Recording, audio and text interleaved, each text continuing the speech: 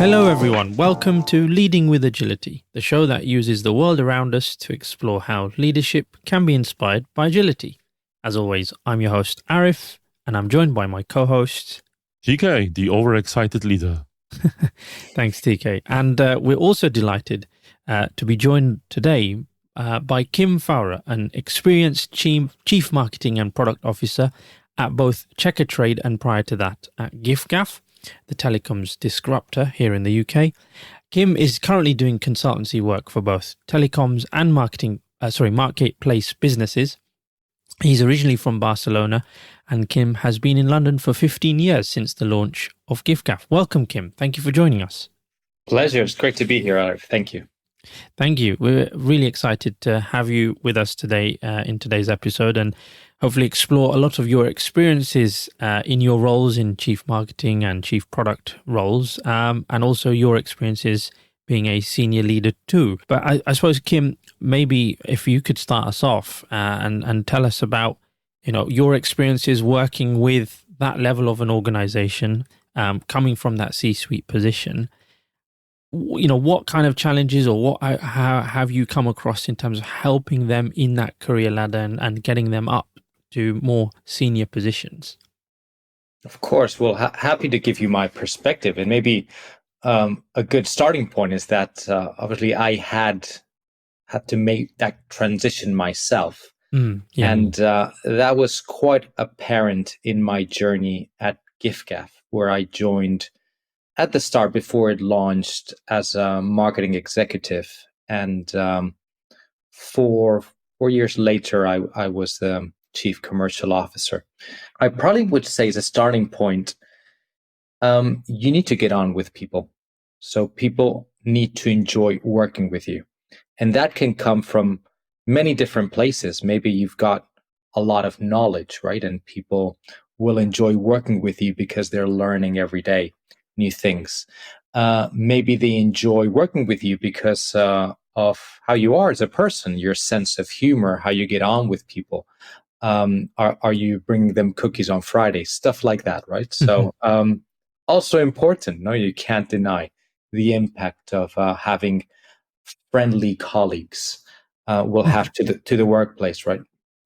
And so maybe there's just several skills. Maybe you have a background on a business that is very relevant. Maybe you've worked with other colleagues that are have the knowledge, the skills that you need to advance in your career. So there are many different reasons why people will want to work with you, but that's got to be clear. And it is very clear. It usually does. It's easy to find those product leaders that people want to work with, right? So it's usually not a big surprise. Every 360 evaluation, any conversation with the team will give you those signals and give you a good understanding of how you are doing, how you work with the team. Then I would say strategic thinking, and that is an area that I've personally invested a lot of my time developing, nurturing, growing, because it's been in high demand for the roles and businesses I've worked with. And what do I mean by strategic thinking? On one side, the expectation of you is that you've got good judgment. How do you build good judgment? Well, you build good judgment by knowing your business very well. You build good judgment by understanding your competitor set, both direct or indirect, so businesses that you're inspired by. You build good judgment by knowing your customers very well. That could be through quantitative, qualitative analysis.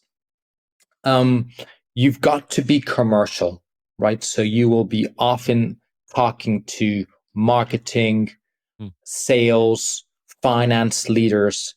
They have commercial objectives. They are expecting you to be commercial as well. And because you're always seeking for a common goal. And then maybe just as a final point, I would say one thing is being collaborative, but a very different thing is having the ability to influence and impact, right? And if you're only collaborative, then maybe quoting Kim Scott here, I would say you may be falling into this ruinous empathetic box. You care personally, but you don't challenge directly. Those that are able to make impact in the organization, they show drive, they show determination, they are persistent, and they have the ability to influence both upwards and downwards key stakeholders and key members of the team. It is really important that you are effective at selling your ideas, at influencing stakeholders. So all those strategic skills that I mentioned a moment ago are going to be key. Thanks, Kim. No, that's really good. So as a summary of what you've been saying, you've got collaboration, strategic thinking, you mentioned influence, impact. I think we can break all those down and let's maybe explore them a bit more in depth. And I think, and to our listeners who may have missed it, and Kim, your experience is heavily in that product marketing world, especially product world, and working with product managers and product leaders. But I think there is something for us to consider around more generally leaders who are in that mid-level position in an organization. I think some of what you've talked about here can be applied to them as well. So we can think about that.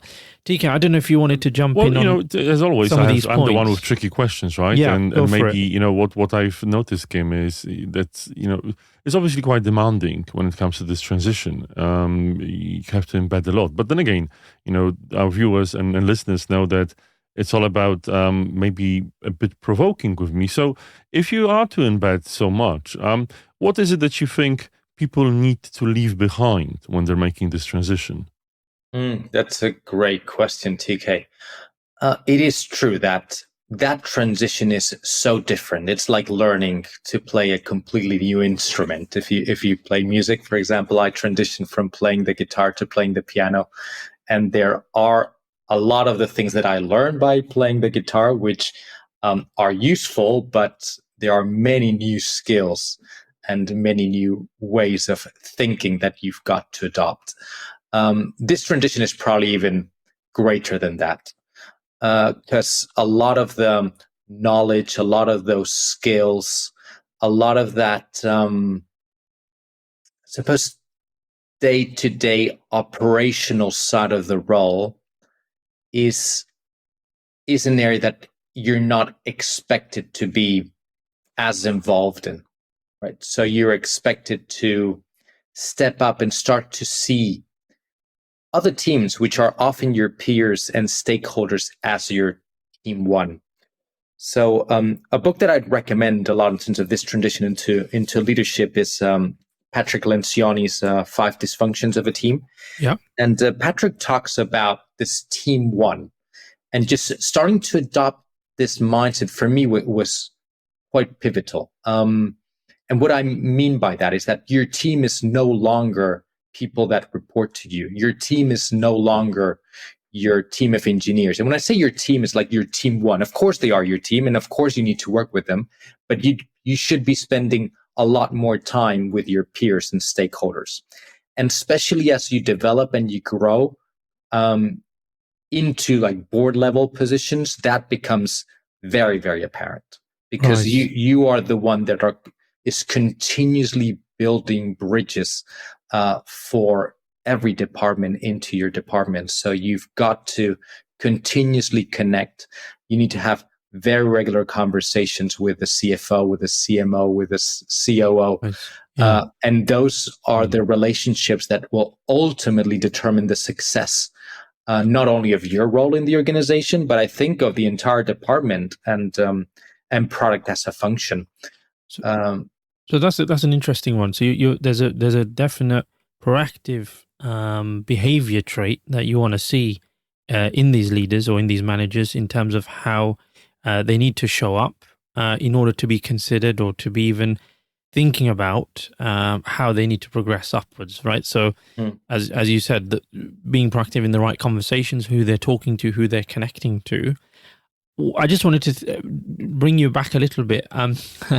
In 2019, you wrote a lovely blog post, Kim, after you left Giffgaff after many years there, and you reflected quite beautifully on your experience and your learnings. And I think that whole idea of reflection is something we're passionate about. So I might come back to that separately. But in your reflections, there were some nice thoughts in there. One of the ones was around servant leadership. Now, I just want to know from your experience, your own perception of what that means to you, specifically because from what you've been describing here, if you're looking for the mid-level managers to behave in a certain way, then there must be a senior leader having to take a certain stance or certain role to allow that to happen, perhaps, or to create an environment where those mid-level managers can start to make these transition steps forward.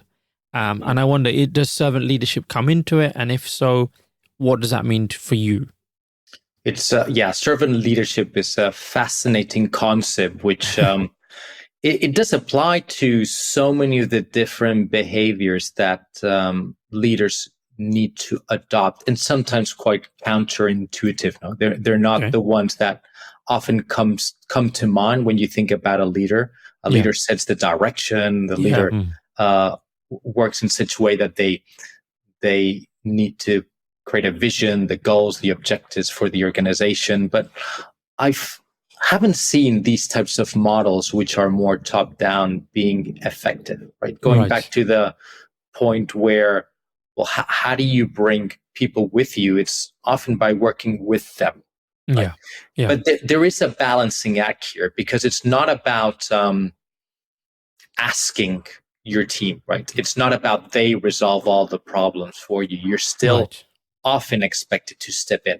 Right? You're still, there is a need for you to help determine the direction of the organization in many extents, right? So, but it is true that the most effective way to influence is by working in collaboration with a team. The impact of, let's say, a bottom-up goal setting versus a top-down is just vastly different, right? Because the buy-in you're going to get from a team who has been given the opportunity to think about how they can make a positive impact on the organization, how they can affect those top-level goals that, yes, of course, they will be set by stakeholders, investors, etc. But having the option to experiment with ways by which, as a team, you can impact those metrics is completely transformational, right?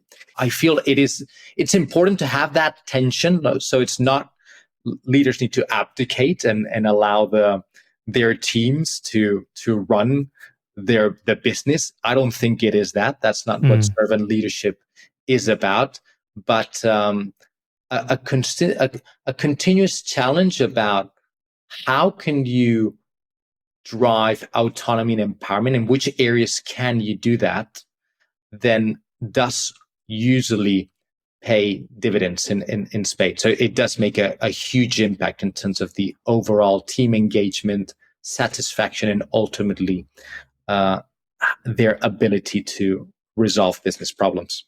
And it's, very interesting because it's so focused, as you said, on collaboration, right? And, this is like the common thread that you're taking through all of it. And we'll talk about goals maybe later down in this podcast. But one thing that's interesting to me, and we've talked a bit, and I know that, you're also someone that read Kim Scott's Radical Candor. And what's interesting to me, when you focus so much on collaboration, and, I do too, what I observe is the fact that if the focus is on the other people and how we're being perceived and building this wonderful network of collaboration at work, sometimes I was wondering about your approach. You might feel locked in and not able to, essentially please everyone. You never can, right? So when you're expressing a direction as a leader, even as a servant leader, some feathers might be ruffled. So what's your strategy there? That's a very good question, TK. Well, I think the first important point to cover here is that trying to make decisions by committee, by democracy, is not what is expected of a leader. A leader has to make very tough decisions. If you collaboratively ask everyone what they would want, often you would get a lot of different ideas which are not viable, commercially, financially, not viable technically. And so you wouldn't be able to realize them as much as, I don't know, you would like to work 2 days a week and get a double pay rise, right? Which I'm sure that many people would want, or many customers, let's think about Giffgaff, would like free internet, right? So as much as you ask for these questions and you're going to get 100% consent, right? You will not be able to progress with this. And that's why it's so important to connect the business needs with those either employee or customer needs, which are not always the same, not always connected, right? But building those bridges and searching for those win-win situations is often what keeps leaders awake at night, right? Because we're always trying to resolve problems. I guess as product leaders, you resolve either technical or user experience problems, but as you step up more into the ladders of the organization, you're seeking win-win at various levels, often very personal levels and very interdepartmental levels, which are way more complicated, I gotta say, than resolving technical problems. You mentioned also this strategic thinking earlier, and just going into that a little bit. These are challenging skills, maybe, or they're not skills that you're taught. They're on the job, perhaps. They're from the environment you're in, and it also maybe depends on the type of organization as well, supporting you with developing that and so on. So, if we had someone in a management position listening to our show today, listen to this podcast, what would you say to them around a tip or two tips, a couple of tips on how they can start to build that strategic thinking for themselves? What would you say they need to be doing? It's hard to put it down to one thing. But if there was one thing, I would probably say measure your level of curiosity and assume that it's 10 times lower than what it should be. Nice. And that starts to get you into, oh, hold on. Am I being curious enough here? Right? So when I say curious enough, do I understand the landscape well enough? Thanks, Kim. That's really insightful. And this point about curiosity, you've illustrated it really nicely. We'll may come back to that. But for now, I think we need to go to a break. So stay with us, listeners, and we'll be back in a moment. Thank you.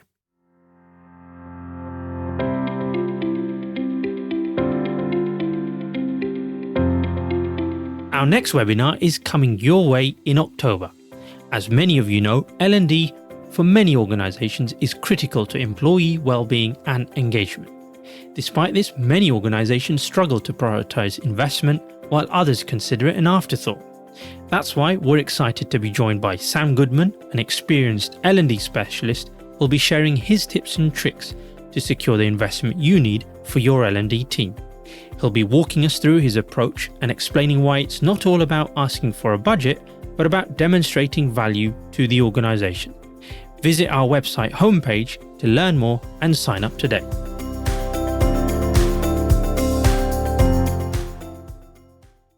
Welcome back, everyone. And before the break, we were hearing some lovely thoughts from Kim around deep curiosity and how managers perhaps need to demonstrate that in order to figure out what they don't know, or in fact, learning from others in the marketplace, in their competitive landscape, to take inspiration from and improve how they do their roles. Kim, the way you were presenting that, I think was quite well put together. I think part of that, I suppose, also leads into looking at your own, again, back to your thoughts and reflections after leaving Giffgaff. You talked about this idea of being authentic. What was your experience of that, and how did you demonstrate that authenticity as a senior leader while you were at Giffgaff, or even just throughout your leadership career so far? Authenticity is a topic that I've come back to many times in my career. And as much as I gain strength and energy from it, it also is a double-edged sword. It does become a bit of a limiting belief, right? Because there's two schools of thought here, right? One would be more about what Gallup would mention, the strength finder, and you need to know what your strengths are. Maybe Susan Cain is very much of that on that field around introverts and harness the power of who you are as an introvert and how valuable those skills are. By the way, I consider myself an introvert. That's why Susan Cain's literature is very relevant to me. But then you've got a different school of thought, right? Which is maybe Amy Cuddy's fake it until you become it. Approach. Yeah. Maybe it is. I suppose that there's a lot of literature that gets you to develop areas that you need to work on in order to become successful at your role. Right. Another author that comes to mind is Hermine Ibarra, which talks author of a book called "Act Like a Leader, Think Like a Leader," and I'm kind of I'm torn in between both, because I think that the answer lies somewhere in between. If I only feel that these are my strengths, I'm an introvert, so I'm not good at public speaking. Yeah, but I'm very good at strategy, and that's what I'm going to do. And I'll just focus on my strengths because that's how I can best grow and develop as a leader. There's an element of truth in that, but it's also very limiting. Right? Because maybe for your role, you will need to adopt certain skills just to be good at your role, right? So you will need to be good at communicating. You need to be good at selling. You need to be good at public speaking. You need to be good at analytics. It could be you need to be commercial.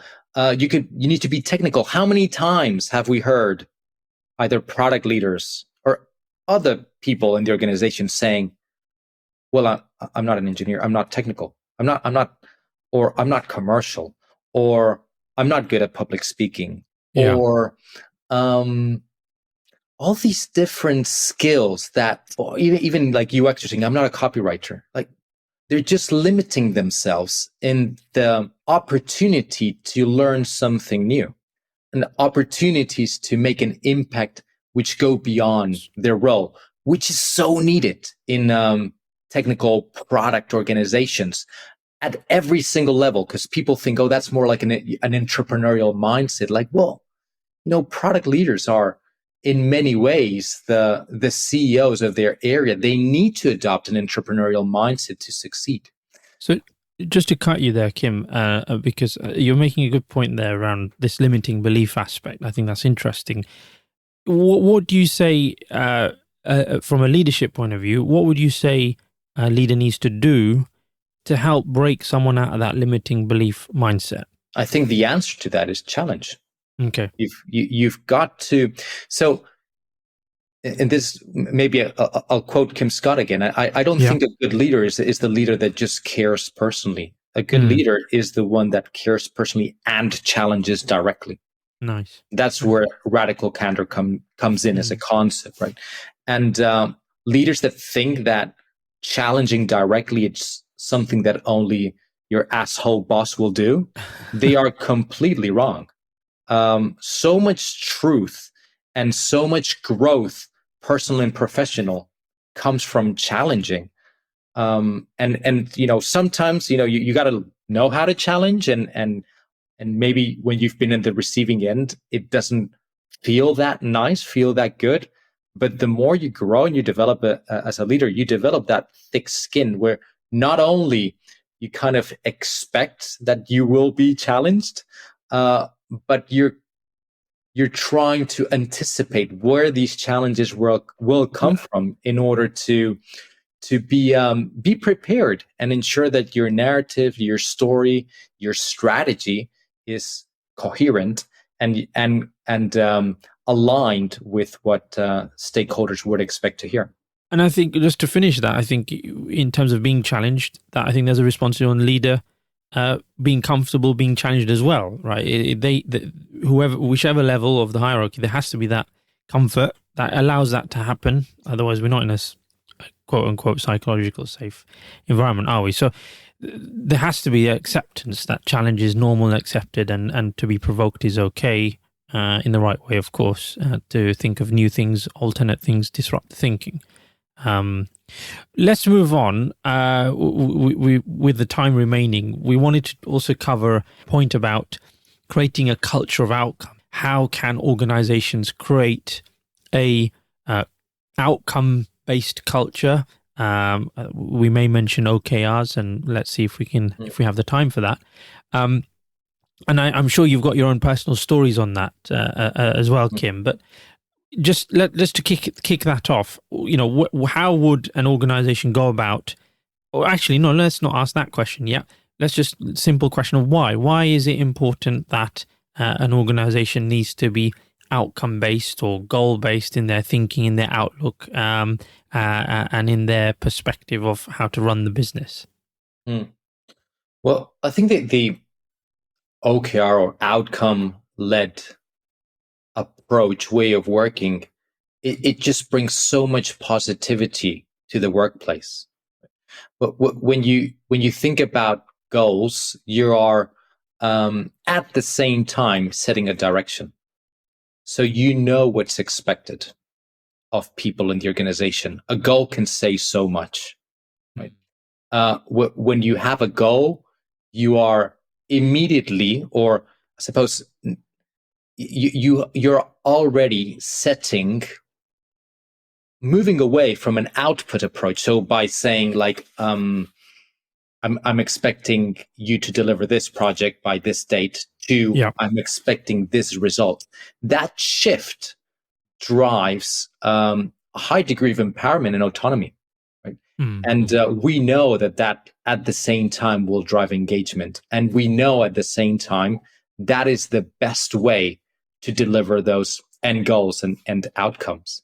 It's a very different conversation with your team when you are expecting them to not only deliver an outcome, but also work together to define that outcome with leaders, than it would be about setting the direction based on a set of features that you want delivered by at a specific date. Now, don't get me wrong. I don't think there is I've worked for any business where projects, and especially those transformation initiatives or legal regulatory driven projects cease to exist. They will continue to exist. They will continue being deadlines, and there will continue being projects that cross over between departments, which are strategically imperative to resolve. But the more we can drive outcome mentality across the business, and I think this is not only product, by the way, this is both at Giffgaff and Checkatrade, we were so successful at rolling out an OKR-based approach to setting goals and objectives in a quarterly manner that the entire organization decided to adopt them as well. Nice. And that's actually great to hear. And in fact, I totally agree with you that the outcome focus needs to be there above all else. But the challenge is so many people are obviously, come from organizations, are raised in environments where output or even input focus is their bread and butter. So the challenge is when you're obviously reinforcing the outcome-led culture, you will not only have resistance, but you will have to hold people's feet to the fire, as in, constantly making sure that what you're measuring and making sure happens is outcome. So I'm sure you've met people that resisted that or tried to game it in a certain way. What's your strategy to deal with that? It happens all the time, TK. There's no I know, organization, right? there's no leader, as much as they will praise and they will believe in an OKR, an outcome-based methodology, that doesn't stop them from having ideas which have the shape of an output, right? And in many ways, I would say it would be wrong to stop those ideas flowing, because many of us, we are problem solvers. We're always thinking about ways to resolve initiatives. And we need to accept that the best ideas don't come from the team necessarily, not even from the customers. They can come from other members of the organization. And you need to be open to that as a leader. And you need to seriously consider them, because not only can they be great ideas and great initiatives, but also they will help you build bridges. The more you consider them with those departments, than if you immediately dismiss them or challenge that stakeholder for not thinking about outcomes. So it is an art. It is an art when you're having conversations internally, which I've had a lot, about specific ideas, opportunities that my boss or the boss of my boss, or even higher up the food chain, these have come from. I have often referred back to, okay, well, this is an initiative which let me work backwards from it. And I work backwards by thinking, they're coming up with this, why? And maybe they haven't even thought about it themselves, but I'm going to help work this through. So we're thinking that by delivering this initiative, we will drive, for example, let's say customer growth, right? And we say, okay, well, that will drive customer growth. We do have several team members that are working on customer growth related initiatives as their OKR. And let's think about the different initiatives that they're working on. Do we believe this new one would have a greater impact than the ones that we're already working on? Yes, no. And then let's think about feasibility. Is this new idea more complex to build than the ones that we're working on? Yes, no. So is there a consideration for us to think like, well, hold on, maybe this initiative will have a greater impact with less effort? And if that is the case, then you have to consider pivoting. You have to think that maybe this idea that's come from a stakeholder is one that is relevant and one that we need to put resources behind, right? Because we cannot expect that autonomy means that we live in a bubble, right? And we work in our own silo, and that stakeholders need to wait their turn in quarterly product reviews to express their point of view. I don't think that is what Agile is about. I don't think that is what product leaders should expect from their stakeholders. More you're connected with them, the more you work with them, the more I think there will be a healthy collaboration, healthy tension that can generate both, alignment on outcomes and on the initiatives that the teams work on. No, thanks, Kim. As with anything in life, it's all about balance, isn't it? So, to everyone out there listening, I suppose it's about how can you balance needs across an organization, and obviously, if you're serving customers as well, that is part of the that equation that you need to factor in. As we head towards the end of the episode, I think it'd be interesting to hear a story around how you mentioned it, I suppose, at Checkatrade, where you talked about how the entire organization was able to adopt a goal-based approach or OKR-based approach. We should clarify for listeners out there who aren't familiar, OKR stands for Objectives and Key Results, and inspired by the work of John Doerr. I think I pronounced that right. I always get names pronounced wrong. So sorry. You're always butchering, yes. I'm always butchering names on this point. Author of Measure What Matters. But I don't know if you want to share a bit of a story, Kim, on how you created that culture at Checkatrade maybe, and inspire our listeners a bit about what they can do from your, or take away from that experience perhaps. Sure. I think this story combines a lot of the things that we've been talking about today. Nice. So when I joined Checkatrade, it was January 2020. we were 3 months away from closing the financial year. And my goal was set very clear. I need to drive sessions. So I need to hit a certain volume of sessions to close the year and sessions in a given month. And I couldn't help thinking that this is not the right metric. Like why sessions? Right. Yeah. And obviously, for our listeners, could you explain? Because there may not be many who come from a product world. So what does sessions mean, very briefly? Sure. I mean, you will have heard sessions also referred as visits or traffic, right. And that essentially is how many users are coming to your website on a specific day, week, or month. Yeah. So yeah, and it is a common metric within like web analytics tools like Google Analytics, which is the one we were using. So yeah, and I could not help thinking this cannot be right, because what if all this traffic doesn't convert, right? So you're driving all these sessions, but they are not, in our case, like contacting tradespeople. The problem is that we didn't even know. So I started working with data and insights to resolve this problem. So by tracking all the messages that were going through the platform, the calls, creating dashboards, understanding how many contacts were trades receiving in a given day, how many contacts were homeowners, how many trades were homeowners contacting in a given day. So you started to get a plethora of KPIs as a result of it. And we decided as a result of this exercise and this data to pivot away from sessions as a metric, which was a vanity metric, I think, at its best, into contacts. And that at the time felt, well, this is the right metric for us, right? Because now I know how many contacts are being driven on the website. And then we set that as a goal, and the team started working on delivering contacts, which I think was a massive improvement. Was this the metric that we kept, let's say, 6 months later? The answer is no. Why? You learned something else. Because every metric has got its dark side.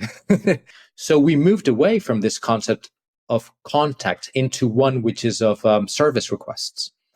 And so service requests is if I come as a homeowner to the platform and I contact a tradesperson, let's say a plumber, in a given month, so we allow 30 days, and that is one service request, right? If I happen to contact 10 plumbers, that still is one service request to 10 different plumbers. But we would no longer set as a goal, as an organization goal, those contacts, but those service requests instead. So thanks for sharing a bit of that story, Kim. I from a perhaps a organizational point of view or leadership point of view, how did you create a culture where driving towards these outcomes or goals was accepted or became part of the norm?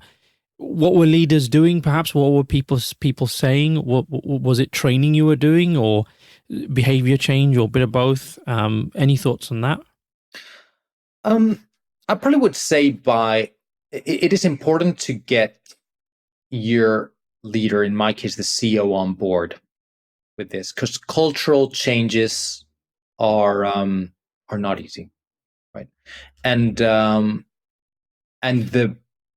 the one person that can influence the culture of the organization the most is the CEO. Of course. It doesn't make, a lot of sense for me to be embedding and working on a outcome-based type of approach and trying to drive a performance culture in the organization through that, if then the CEO does not think in this way, does not adopt it, and will not change their behavior. Right now, that doesn't necessarily mean that 100% of the time he will be outcome oriented. As I say, I think no one is. I think it's impossible to be outcome oriented 100% of the times. And sometimes it's for the right reasons, I've got to say. And not, every methodology has got its flaws, and you need to, you shouldn't be thinking as into like, well, the book says this, right? And, or the theory says that, and we should adopt it to the letter. You've got to be very open to different perspectives, because every stakeholder and every leader will have a different perspective. Of course. Yeah. But I think the important point you're making is that you had a CEO there who was open to considering that way of work. That probably made that jump easier, of course. We don't have the time now, but it'd be interesting to explore what would happen if they were resistant, and how would you have gone about that, perhaps. But no, thank you for that. It's really insightful and really interesting to hear all your thoughts on a range of topics that we've discussed today. Let's try and bring the episode to a close.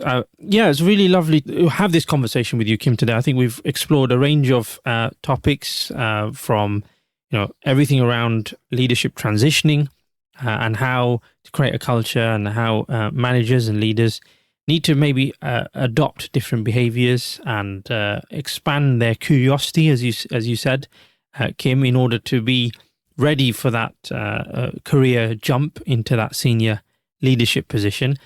Also lovely to hear some of your, I loved hearing your thoughts on that curiosity point, but also wider than that around authenticity, what it means, and there's that flip side. And I think there's interesting things to talk about there. For our listeners, we covered authenticity in a earlier episode in our earlier season.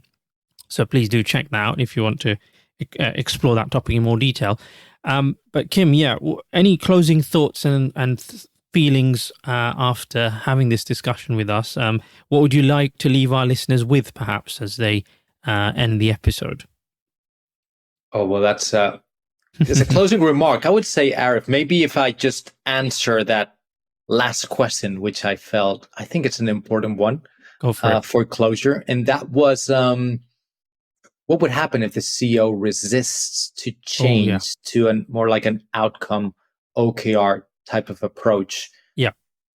I think many leaders find that, and it's often because they take it in a very purist view. Either it's black or white. Either we do this, or and it has to be done in this way, and because the book says so.